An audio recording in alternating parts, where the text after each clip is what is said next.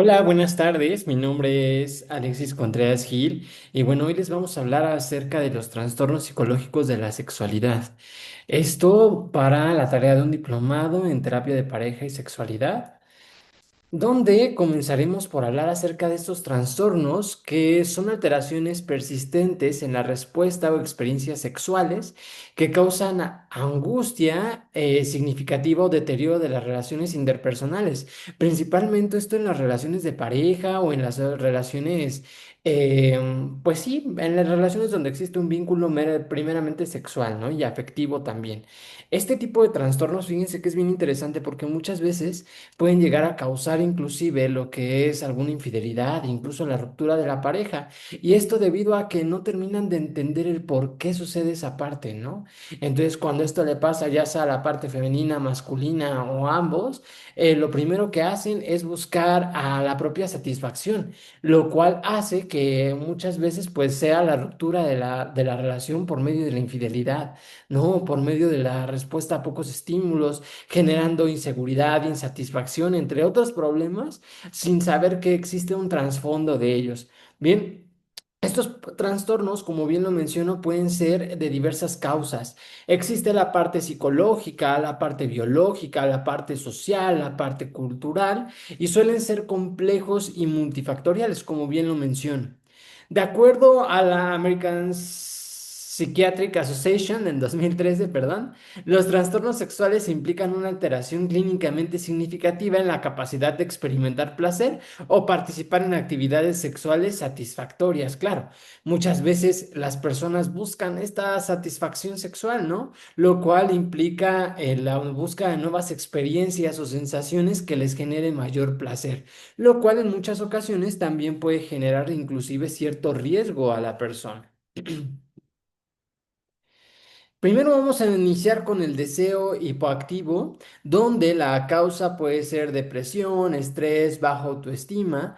Esto en la causa psicológica. En las causas biológicas tenemos la deficiencia de la testosterona, efectos secundarios de medicamentos, bien, en causas sociales como problemas de pareja o el estrés ambiental. Imagínense, ¿no? Ahora, por ejemplo, tenemos las causas psicológicas, no sé, se me ocurre la depresión. Y aunado a esto le aumentamos, por ejemplo, el uso de algunos medicamentos como algunos antidepresivos, donde en algunas ocasiones pueden que generar que la persona inclusive tenga un deseo hipoactivo. Bien, y esto por supuesto trae consecuencias y muchas veces lo atribuyen a otras cuestiones, sin embargo, es por esta razón. Causas culturales como normas religiosas restrictivas. En algunas religiones todavía se puede visualizar que existe este estigma respecto a la sexualidad, donde es un tabú tan grande que lo llegan a reprimir tanto esta parte que evitan el disfrute de su propia integridad sexual. Este deseo hipoactivo se define como la disminución o ausencia persistente de interés o fantasías sexuales. Entre sus complicaciones se encuentran los problemas de pareja, frustración personal y baja autoestima, porque en ocasiones es como de, ok, es que yo no sé por qué no puedo tener relaciones sexuales, no puedo estar con mi pareja, si me gusta, la amo, lo amo, pero pues no puedo. Bueno, y puede ser por esta situación. Por ejemplo, aquí tenemos un caso, ¿no? Donde María de 35 años ha perdido gradualmente su interés sexual desde que fue diagnosticado con depresión severa afectando su relación de pareja. Bien, y en este momento pues fue cuando María ya dijo, ok, lo mejor es empezar a acudir a esta parte de la terapia y empezar a ver cuál es el trasfondo. Y esta para el trasfondo, ¿cuál fue? Pues la depresión. ¿Ok? Bien. Trastorno aversión al sexo, de aversión al sexo. Pues esto puede ser o es el trastorno de aversión al sexo, se caracteriza por un rechazo extremo hacia cualquier actividad sexual, no importa cuál, ya sea la masturbación, ya sea la fantasía, ya sea estar meramente con la pareja. Y esta, la causa puede ser psicológica, por ejemplo, trauma sexual.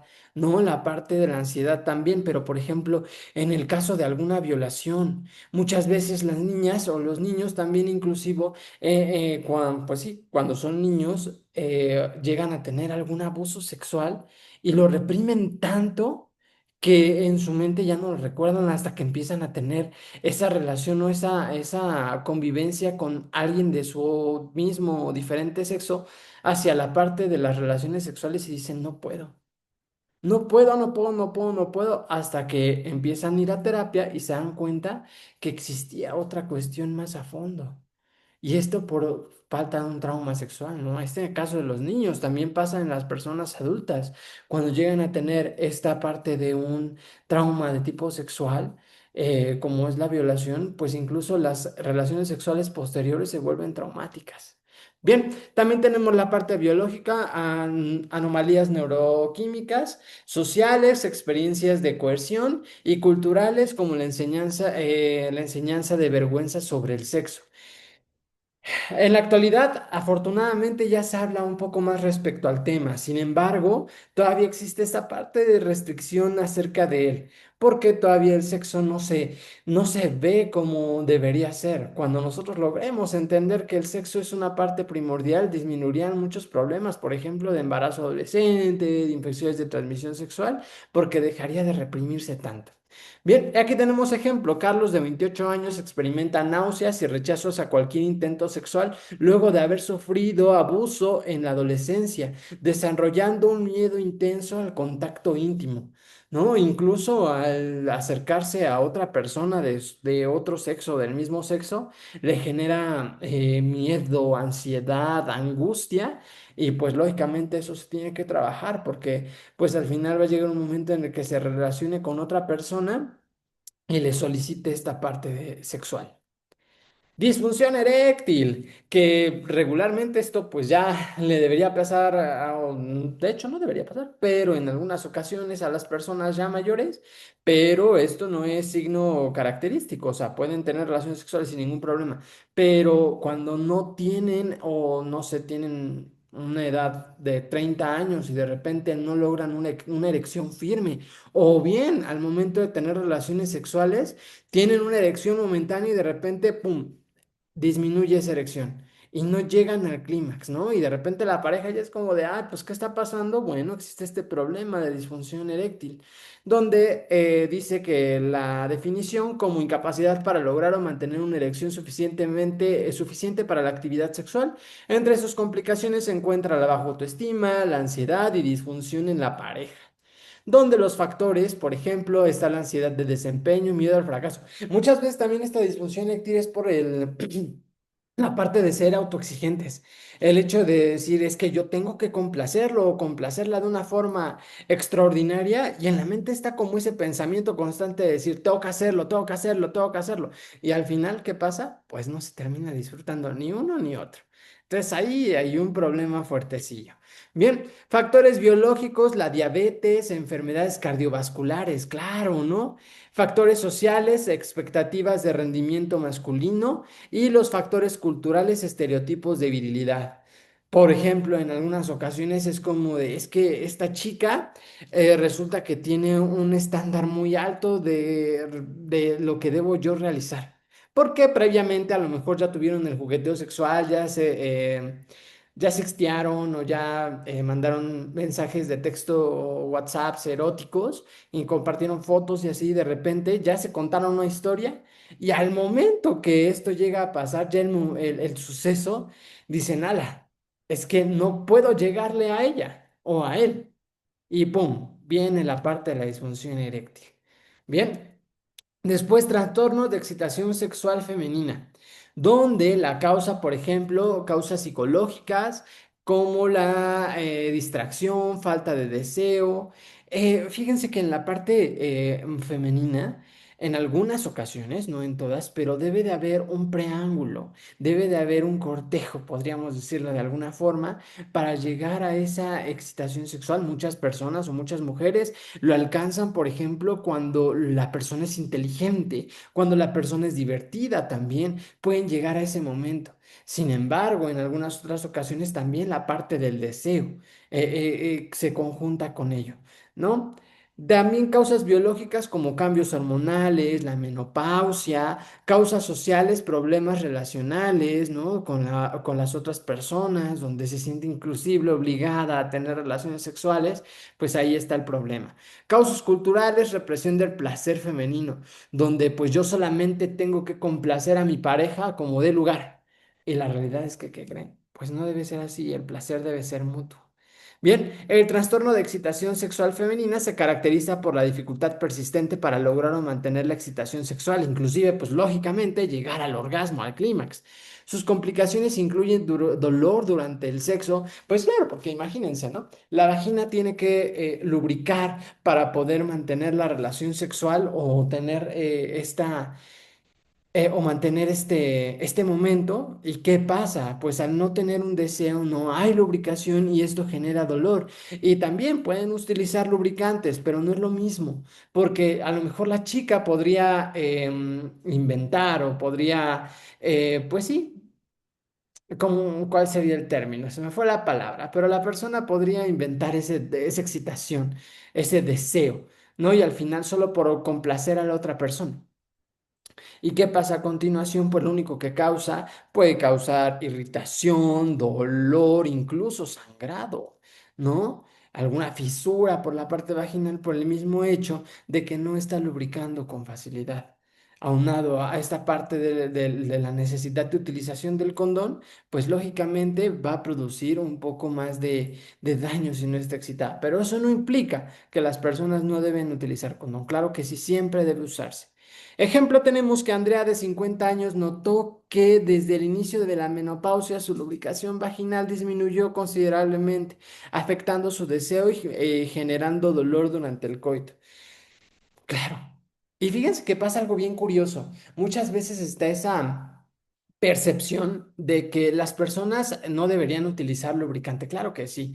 Y se debe explicar claramente cómo debe utilizarse un lubricante. No se puede utilizar vaselina, no se puede utilizar crema, no se puede utilizar Big Vaporru, porque las zonas genitales son tienen flora muy específica y lo que vamos a hacer a continuación es dañarlo. Y no debe ser así.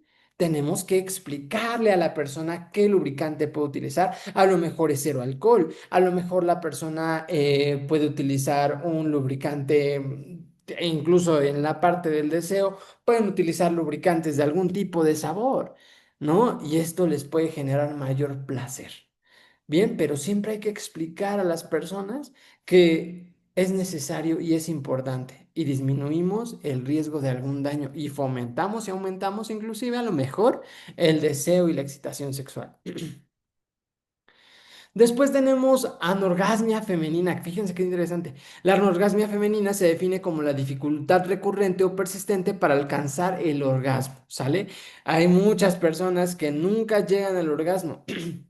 Fíjense que platicaba yo con una persona en algún momento y me decía que le preguntaba, oye, ¿en algún momento de la vida has llegado al orgasmo? Y se puso a reflexionar respecto a sus relaciones sexuales anteriores. Y me decía, no, nunca he tenido un orgasmo. Solamente pues la persona termina y al momento de terminar pues ya yo pues me quedo pues normal, ¿no? Porque pues a lo mejor sí tuve una excitación muy prolongada y rica, pero no llegué al orgasmo. Y también es difícil. Hay que enseñar esa parte de que llegar al orgasmo en la parte femenina también es importante. Y si el hombre llega, pues lógicamente también la mujer tiene que llegar. Es que esa parte de reciprocidad. Y si no, chicos, pues tienen que buscar la forma, tienen que educarse.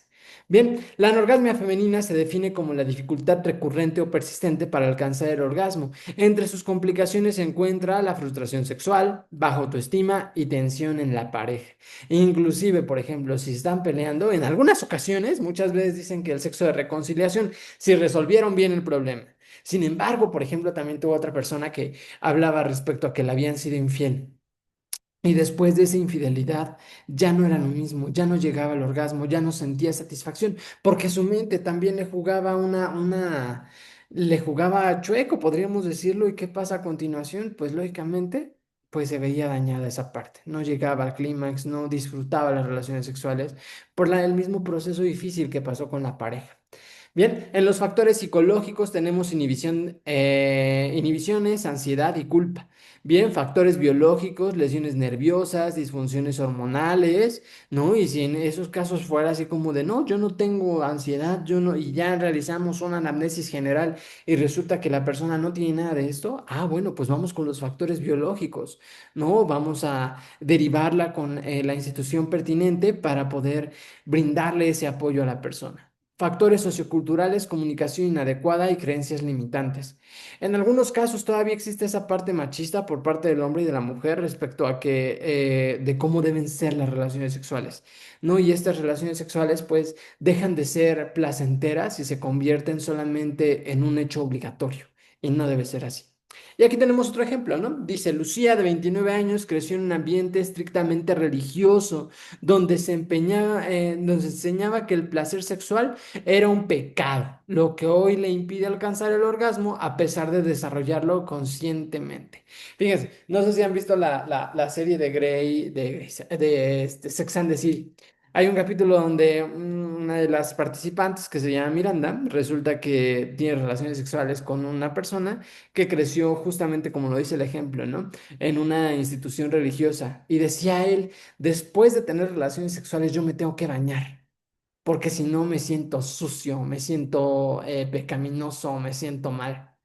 Y entonces viene esa parte de frustración de decir, ok, no está mal tener relaciones sexuales. Antes se consideraba malo, o en algunas religiones todavía se considera malo. Sin embargo, no debe ser un factor determinante para evitar disfrutar. Hay que aprender a controlar y nivelar esa parte. Eyaculación precoz. Fíjense, la definición dice que la eyaculación que ocurre antes o poco después de la penetración con mínima estimulación. Las causas pueden ser ansiedad anticipatoria, hipersensibilidad del pene, perdón, mitos sobre performance rápida, presión cultural masculina. Muchas veces como de ¿cuánto tiempo debes tardar? Y es esa percepción de que dicen los chicos, no, pues ¿cuánto tarda? No, que media hora, no, que 40 minutos, no, que 15, no, que 10, no, que... No hay un tiempo estimado para cada persona. Claro, existen ciertos, no hay que ser, no hay que ser extremistas de duro 10 minutos y pues 5 minutos y pues ya con eso, ¿no? También hay que investigar respecto a ello, donde pues básicamente hay que tener la certeza de que no hay un problema, ¿no? ¿A qué me refiero con esto? Vamos a retroceder un poco. Dice ansiedad anticipatoria. Resulta que en su mente es como de no me quiero venir, no me quiero venir y resulta que, ¡pum!, terminan eyaculando, ¿no? Y esto no está bien. Siempre hay que tratar de no premeditar lo que vaya a suceder dentro de las relaciones sexuales. Siempre hay que tratar de disfrutar el momento y evitar ciertas complicaciones. Lógicamente, si ya me doy cuenta de que la persona, perdón, ya que me doy cuenta que la persona a lo mejor al momento de penetrar o antes de penetrar ya eyaculó, ahí sí hay un problema. Y tienen que ver la forma de solucionarlo. Hay que ver cuáles son esas causas, porque lo que puede contraer a complicación y satisfacción sexual. ¿No? Lógicamente, pues la persona va a sentir que no está satisfaciendo a su pareja y la pareja lógicamente va a sentir lo mismo, sentimientos de culpa, ¿no? Y en ocasiones también sensación de vergüenza de decir, no puedo tener relaciones sexuales porque las veces que lo he intentado, pues termino eyaculando precozmente. Y esto pues es incorrecto. Evitación de la actividad sexual, pues lógicamente después de que pasan esto por varias ocasiones dicen, prefiero yo no tenerlo para evitar que la persona pues tenga este problema. Incluso rebasan los límites. ¿A qué me refiero con rebasar los límites? En algunas ocasiones las personas que tienen eyaculación precoz es como de, yo no puedo satisfacer a mi pareja. No me gusta que se acueste con otras personas, pero si ese le va a dar satisfacción, pues entonces que lo haga. Y pues ahí qué pasa. Pues estamos violando nuestros propios límites y esta parte pues es bien compleja, porque en lugar de tratar el problema de raíz, pues solamente lo estamos evadiendo. ¿no? Y al evadirlo, pues violamos nuestros límites, como lo menciona. Y en la actualidad hay diversos métodos para la eyaculación precoz. Incluso, por ejemplo, existen condones retardantes. Ok, ok, entonces pues esa sería una cuestión interesante. Dice, ejemplo, Miguel de 25 años desde su primera experiencia sexual siente una presión intensa por complacer rápido, lo que ha llevado a que eyacule de forma anticipada, aunque su ansiedad en aumentando su ansiedad en cada encuentro. La ansiedad juega intenso en esto, porque muchas personas, por ejemplo, cuando se vuelven adictas a la masturbación, se me ocurre, es para disminuir este proceso de ansiedad, pero lo que puede contraer consigo inclusive es que o puede generar que no se satisfaga teniendo relaciones sexuales, o inclusive puede hacer que lo quiera hacer tan rápido que evite disfrutarlo y solo hace por mero proceso, podríamos decirlo. Entonces, imagínense, entonces la eyaculación precoz en este caso sería que hay que tratar la ansiedad, ver qué pasa, por qué quiere actuar rápido, por qué quiere tener relaciones sexuales rápido y terminar sin disfrutarlo ninguna de las partes, ¿no? Bien. Después tenemos dispareunia y vaginismo, donde la primera es el dolor persistente o recurrente durante el coito. Puede tener causas psicológicas como miedo o trauma, lo que les mencionábamos anteriormente, ¿no? La parte biológica, infecciones y endometriosis, ¿no? Algunas ITS pueden llegar a causar eso. Sociales, falta de comunicación y culturales, normalización del dolor. En algunas ocasiones la chica es como de, ya sé que me duelen las relaciones sexuales, entonces es como, pues ya es algo normal en mí. Bien, pero no es así.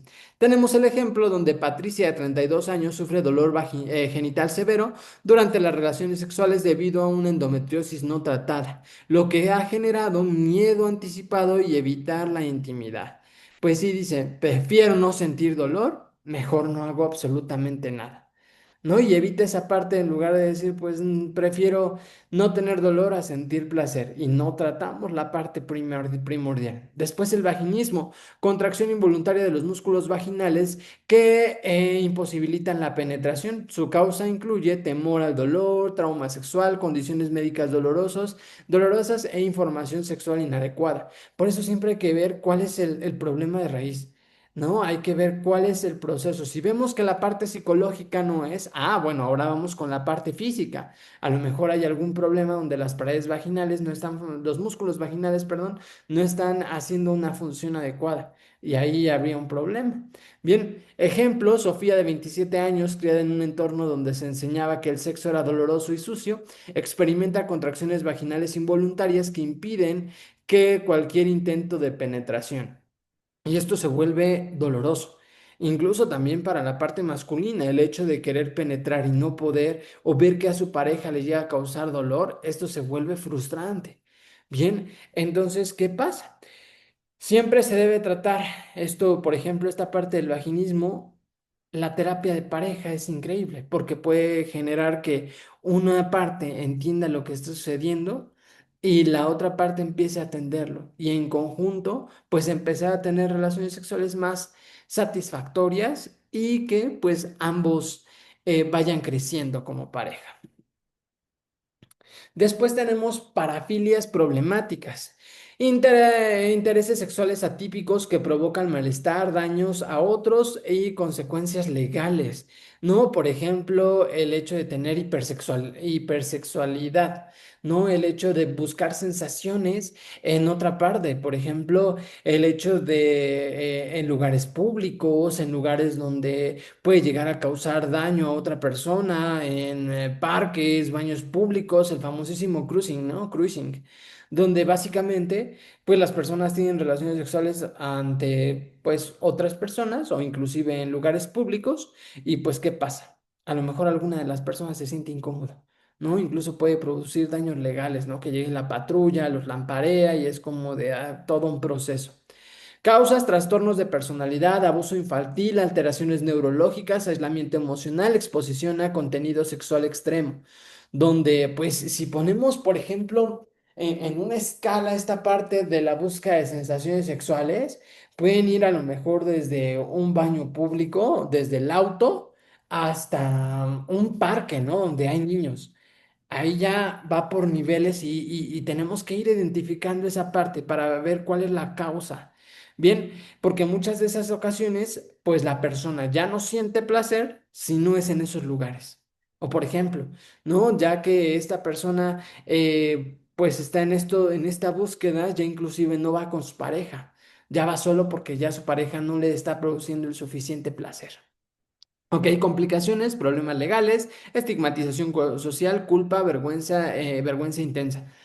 Muchas veces a estas personas, pues, ¿qué pasa? Los estereotipan. Ya es como de, pues es que hace eso y es incorrecto. No, hay que enseñar a la persona que a lo mejor lo que hizo, sí, podría estar mal, pero ver el trasfondo y terminar de entender. Porque no solamente se trata de juzgar, sino también se trata de comprender por qué lo está realizando. Bien.